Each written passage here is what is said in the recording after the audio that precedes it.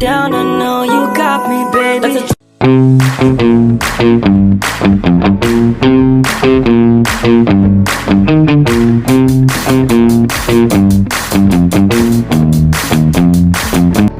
Assalamualaikum warahmatullahi wabarakatuh.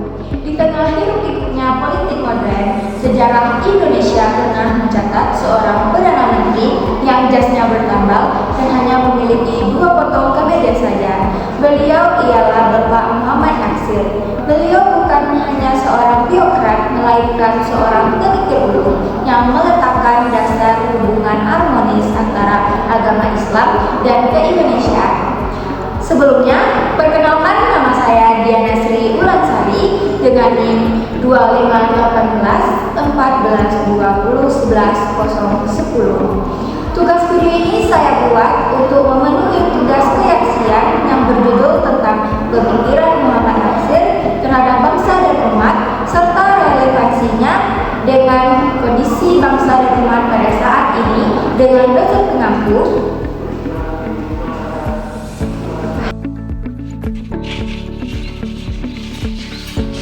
Hari ini kita akan menyelami lebih dalam tentang pemikiran Bapak Muhammad Natsir dan mencari jawaban mengapa sosok yang telah wafat puluhan tahun tersebut masih relevan untuk dibicarakan pada saat Lahir ini. di Alahan Panjang pada tahun 1908, Natsir tumbuh dalam 2 dunia, pendidikan barat yang disiplin dan pendidikan agama yang kuat melalui bimbingan A. Hasan.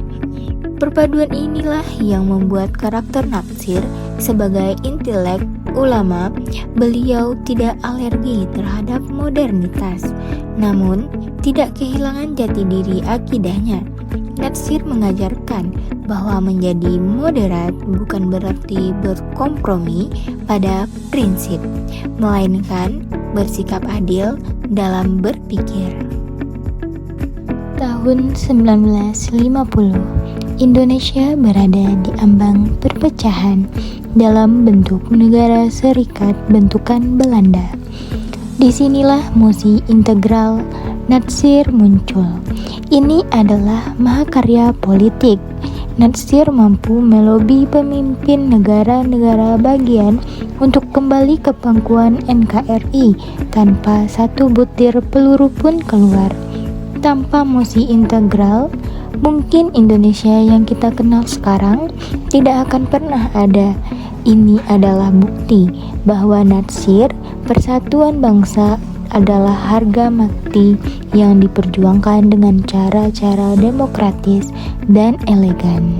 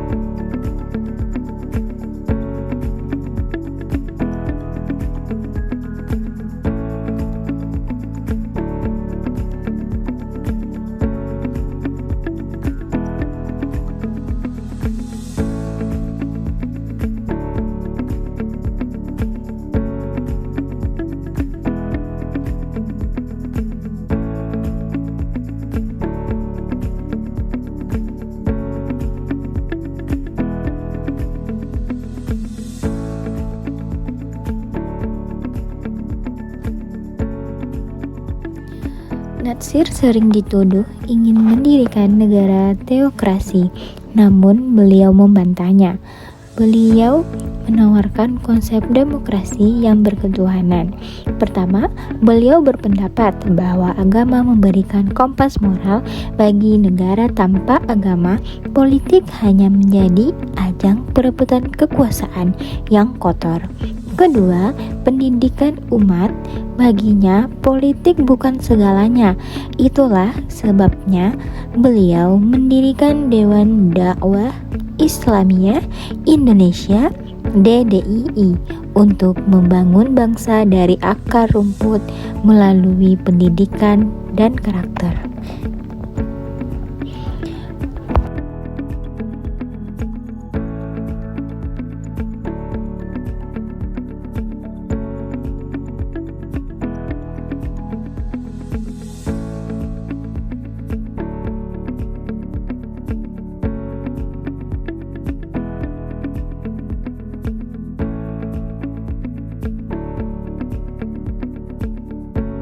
Selanjutnya, mari kita tarik pemikiran Natsir ke hari ini, yaitu integrasi versus korupsi.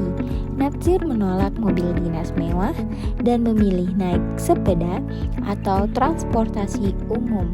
Di era di mana jabatan dianggap jalan menuju kekayaan, integrasi Natsir adalah tamparan keras bagi kita.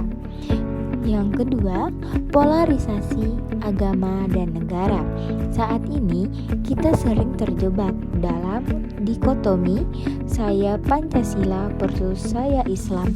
Natsir sudah mencontohkan bahwa identitas Muslim yang kuat justru menjadikannya seorang nasionalis yang paling gigih menjaga NKRI. Yang ketiga, etika dalam berpendapat. Natsir bisa berdebat hebat dengan tokoh PKI atau nasionalisme di parlemen, namun tetap minum kopi dan bersahabat di luar sidang. Beliau mengajarkan etika perbedaan pendapat yang kini hilang di media sosial.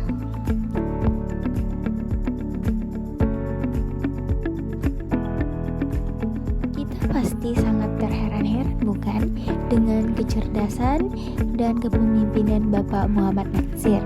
Dan di sini mari kita kupas sedikit sejarah tentang Bapak Muhammad Natsir.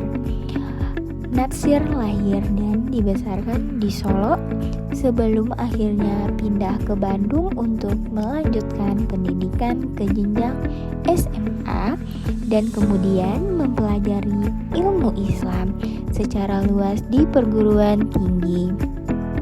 Ia terjun ke dunia politik pada pertengahan 1930-an dengan bergabung di partai politik berideologi Islam. Pada 5 September 1950, ia diangkat sebagai Perdana Menteri Indonesia yang kelima dan setelah mengundurkan diri dari jabatannya pada tanggal 26 April 1951 karena berselisih paham dengan Bapak Presiden Soekarno. Ia semakin vokal menyuarakan pentingnya peranan Islam di Indonesia. Natsir kemudian terlibat pemberontakan PRRI yang membuatnya sempat dipenjara. Setelah dibebaskan pada tahun 1966, Natsir terus mengkritisi pemerintah yang saat itu telah dipimpin Soeharto hingga membuatnya dicekal.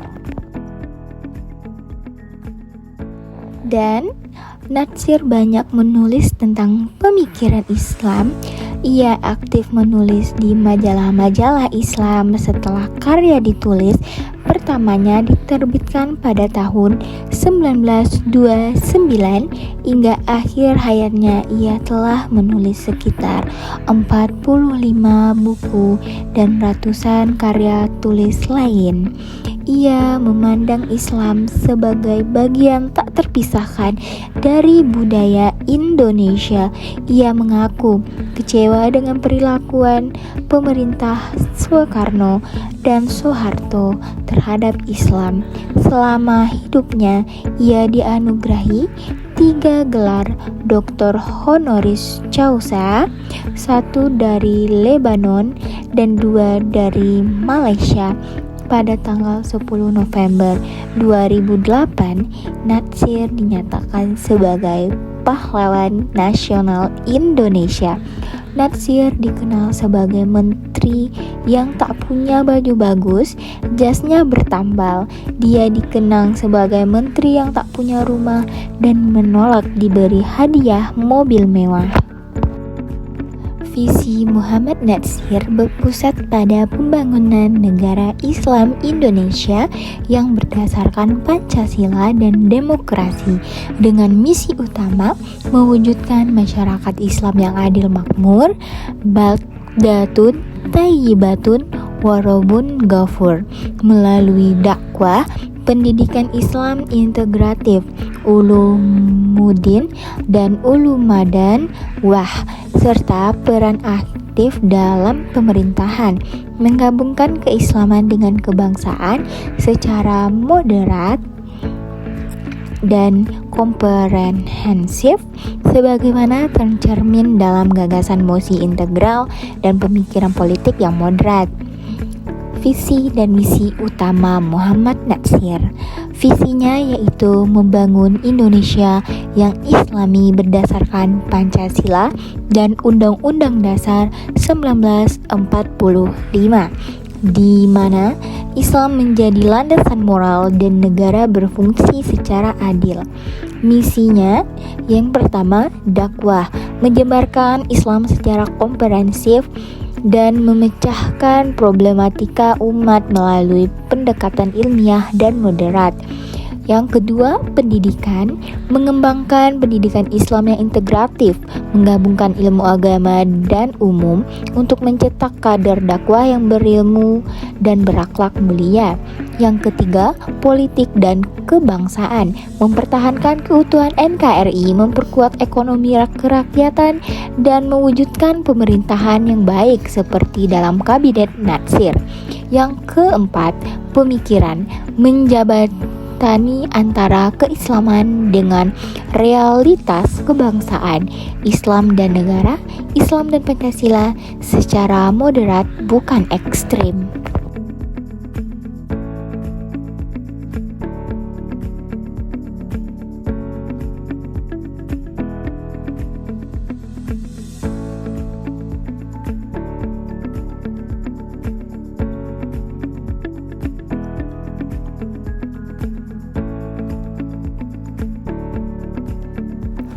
Muhammad Natsir telah tiada, namun mosi integralnya masih menjaga keutuhan peta kita dan pemikirannya masih menjadi fase bagi kegersangan moral politik kita.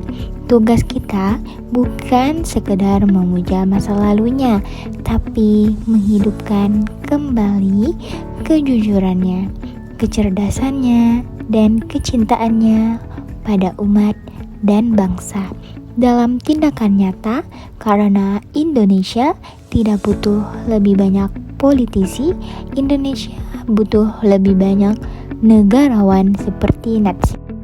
Meneladani Muhammad Natsir bukan berarti kita ingin kembali ke masa lalu, melainkan mengambil api semangatnya untuk menerangi masa depan. Beliau membuktikan bahwa menjadi muslim yang taat dan menjadi nasionalisme sejati bisa berjalan beriringan dalam satu helaan nafas. Tugas kita sekarang adalah meneruskan estafet perjuangan tersebut dalam konteks kekinian.